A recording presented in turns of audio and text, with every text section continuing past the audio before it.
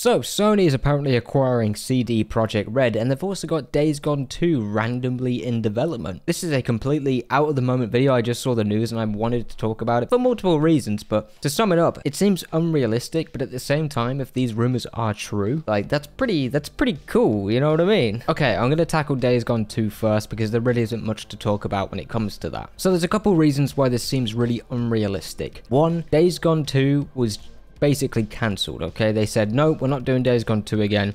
The first game was okay, but it kind of flopped in the general scheme of things compared to other Sony exclusives, which is completely fair. Plus, you had the original director of Days Gone go on a tangent on Twitter. He was moaning, he was complaining, and then we recently had someone come out saying if Days Gone 2 was put in development, it would be out by now. But the most important reason as to why it seems unrealistic is that Bend is already working on a new IP. So if they're really doing Days Gone 2, they must be like early in pre-production. They've probably only just got the green light to actually make a sequel. Now, in my opinion, I've already said that I'm not really a big fan of what Jim Ryan is doing, but after that PlayStation showcase, I honestly would not be surprised if Jim Ryan, he's got all his big buddies that make all the money, and they've said, we actually need some games here. We held back, but we've already got The Last of Us multiplayer being cancelled. Well, not cancelled, delayed, but I swear to God, I think it's been cancelled. I'm going to say now, I think it's been cancelled, okay? But we'll say delayed. But Days Gone 2, honestly, despite the first game kind of releasing to, you know, not many critics liked it. I mean, it wasn't a bad game at all. I didn't really like super enjoy it. I thought it was okay. But Days Gone 2 on the PlayStation 5 with the SSD, that is a really safe bet, I think. If they continue with the big zombie thing, like having hordes and hordes and making that the actual focus this time around,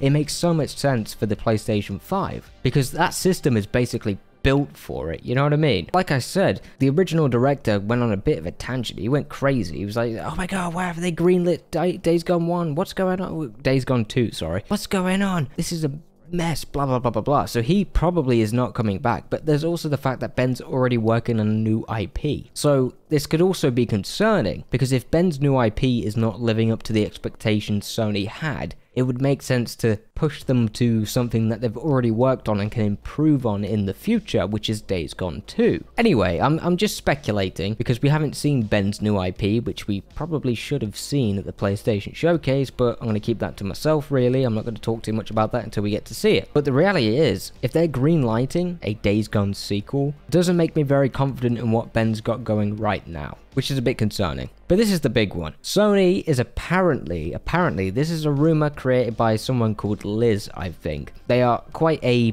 popular Destiny leaker, so basically a Bungie leaker, which is the only reason why I'm talking about this, because they know Bungie, and Bungie just got involved with The Last of Us multiplayer. So it kind of makes sense that this person would get in on the know when it comes to Sony stuff right now, because Bungie is basically with Sony now. Sony pretty much bought them, I'm pretty sure, if I remember correctly. So it would make sense that they get more insider information. So yeah, if they're buying Cdprojekt Red, that is, well, not buy, well, they are buying it, but you know, they're taking over basically by giving them loads of money, which is fair enough, you know what I mean?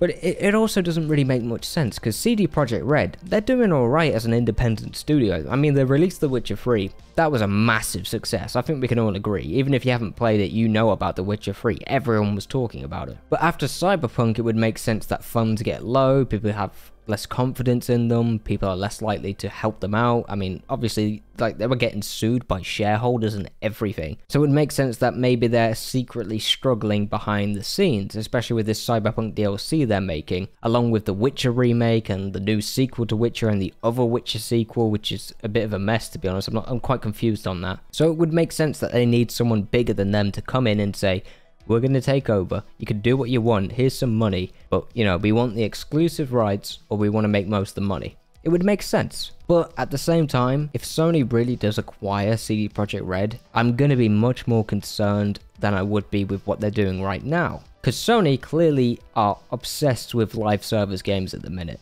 That's probably because of Jim Ryan. They're obsessed with it. I have no doubt that if Sony does get involved, and they do get Cdprojekt Red, a lot of those single player experiences that we got from them are not going to really appear that often. You may get one or two every decade, but I also think there'd be a big push for live service stuff. I reckon they'd revive Cyberpunk multiplayer to make it free to play, maybe microtransactions, stuff like that, which is what I'm worried about the most. So I'm kind of hesitant to talk about this, because obviously this is a rumor, this isn't even confirmed, this may be, you know, complete, you know, coming out right out of Liz's ass. In my opinion, I would believe this person, because they've been right on Destiny most of the time from what I've researched. So just keep your expectations low. If they do buy it, I wouldn't be surprised if they're going to announce it fairly soon after the terrible PlayStation showcase, which we can agree was pretty terrible, I think anyway. Maybe someone disagrees, who knows. But yeah, overall, I'm not too excited for this news, but at the same time, if we get a Days Gone sequel, that will be really cool. Sony clearly needs more games at the minute to keep up with competition, because I think people give Xbox a rough ride, and they deserve it. Xbox have not been doing well. But if Microsoft gets their shit together, and they get some money together, and they get the developers getting going and releasing games, they could very easily take over Sony. Microsoft has so much more money than Sony, and money is the reality of it. Money makes everything work. So it'll be interesting to see what happens in the future. But yeah, what do you guys think? I'm excited for it, but I'm not. You know what I mean? I'm concerned, but I'm excited. Let me know what you think. Smash the like button if you like content like this, and maybe even subscribe if you're new. I make game reviews. Let's go.